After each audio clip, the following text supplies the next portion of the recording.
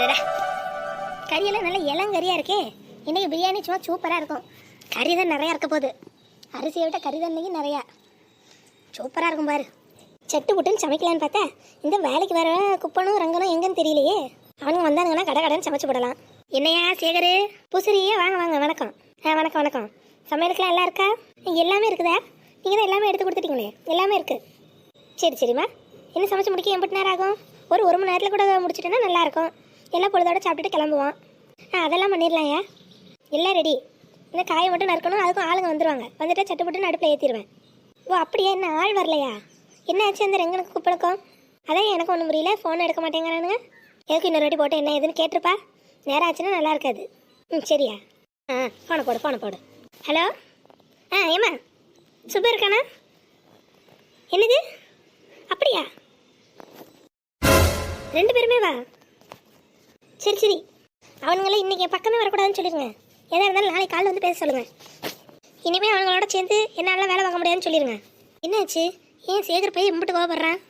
பையன் ஏன் சேகர் என்னாச்சு? ஏன் இப்படி கோவப்படுற? ஐயா நீங்கள் என்ன மன்னிச்சிடணும். சமைக்கிறதுக்கு வர சொன்ன ஆளுங்க 2 பேரும் வரல. எல்லாம் குடிச்சிட்டு ரோட்டாரமாக 2 பேரும் படுத்து கிடக்கானுங்களாம். ஐயோ என்னையா சொல்கிற? அப்போ இப்போ எப்படி சமைக்கிறது? ஒன்று நம்பி இன்னும் 1 மணி நேரத்தில் எல்லாருக்கும் சோறு போடுவேன் வாங்கன்னு சொல்லிட்டேனே. எல்லாரும் பசியோடு இருக்காங்க. நம்ம ஊரை நம்பி வெளியூர்லேருந்து வந்திருக்காங்க. இதெல்லாம் நல்லாவா இருக்குது? ஐயா நானே எதிர்பார்க்கல இவனுங்க எப்படி பண்ணுவானுங்கன்னு. இதுக்கு முன்னாடி இப்படி பண்ணதில்லை.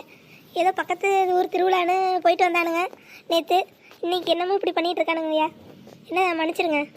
உதவிக்கு வேற எங்கேயாவது ஆள் கிடைக்கும்னு பார்க்குறேன். சரி நீ பாரு. நானும் என்னால் ஏதாவது முடிஞ்சு ஏற்பாடு பண்ணுறேன் ஆளுங்களை. சரியா?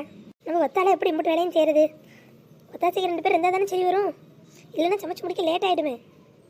அத்தா நீ தான் எனக்கு கூடவே இருந்து ஏதாவது உதவி பண்ணணும். நீ தான் அத்தா எனக்கு நல்ல வழி காட்டணும். ஏதாவது வழி காட்டு.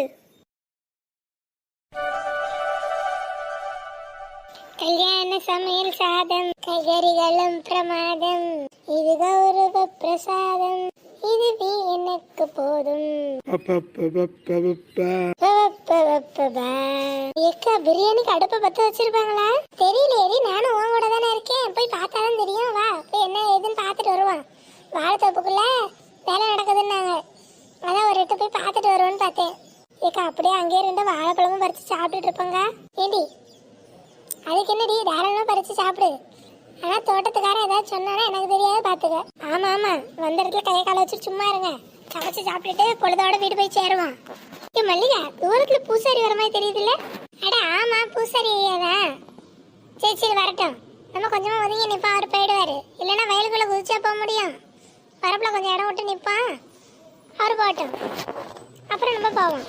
ஏக்கா இந்த பூசாரி நல்ல தங்கமான மனுஷனாக இருக்காரையா. நம்ம வெளியூர்லேருந்து வந்தாலும் நம்ம ஊருக்காரங்க மாதிரி அனுசரித்து நமக்கு வேணுங்கிற எல்லாத்தையும் செஞ்சு தராருல்ல. கிராமத்து ஆளுங்கெல்லாம் அப்படித்தான். மனசு வெள்ளந்தியாக இருக்கும். குழந்தை மாதிரி தான் வரல. ஆனால் அவர் முகத்தில் ஏதோ சங்கடம் தெரியுது.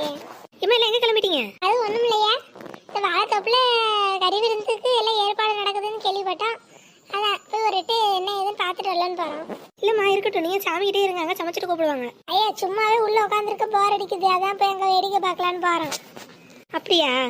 ஐயா என்ன எப்போதும் போல இல்லையா உங்கள் முகம்? ஏதோ வாட்டின மாதிரி தெரியுது. அதெல்லாம் ஒன்றும் இல்லைம்மா. சரி ஐயா வேறு எதுவும் பிரச்சனையா? ஒன்றும் இல்லைல்ல. எதாக இருந்தாலும் சொல்லுங்க ஐயா, நம்ம பார்த்துக்கலாம்.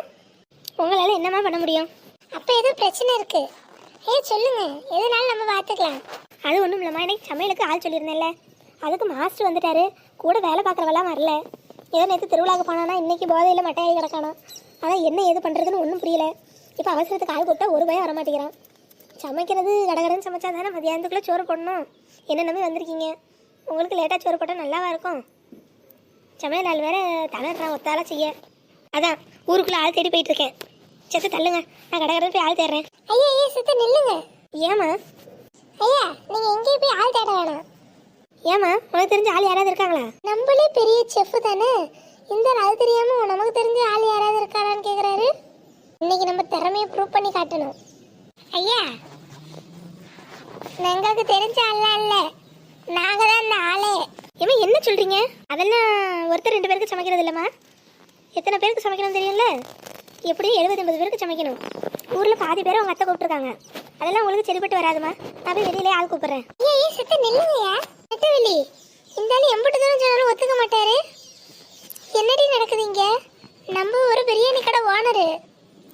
ஓனர்கிட்ட சொல்லி புரிய வை. நம்ம ஓனர்னு நம்மளே சொன்னா நல்லாவா இருக்கும்? பேசாம இரு, மல்லிகாக்கா பேசிக்குவாங்க. ஐயா உங்களுக்கு தெரியாதுன்னு நினைக்கேன், நாங்கள் ஊரில் பிரியாணி கடை வச்சுருக்கோம். ஒரு நாளைக்கு 200-300 பேருக்கு கூட சமைப்போம். நீங்கள் ஒன்றும் வருத்தப்படாதீங்க, நாங்கள் பார்த்துக்குறோம். என்னம்மா சொல்கிறேன், நெசமாவா? ஐயா இதுக்கு மேலே எங்களால் எப்படி சொல்கிறதுன்னு தெரில. நீங்கள் வேணால் ஊருக்கு வாங்க, உங்களுக்கு சுட சுட பிரியாணி பண்ணி எங்கள் கடையிலே போடுறோம். ஐயோ இல்லைம்மா, நான் நம்புகிறேன். இருந்தாலும் வந்து உங்களை விருந்தாளிகளே வேலை வாங்கினா நல்லாவா இருக்கும்? ஐயா அதெல்லாம் ஒன்றும் பிரச்சனை இல்லையா, நாங்கள் தானே சாமி கும்பிட்டு சோறு போடுறோம். அதனால நாங்கள் எங்கள் கையால் செஞ்சு போட்டால் அது எங்களுக்கு புண்ணியம் தான்.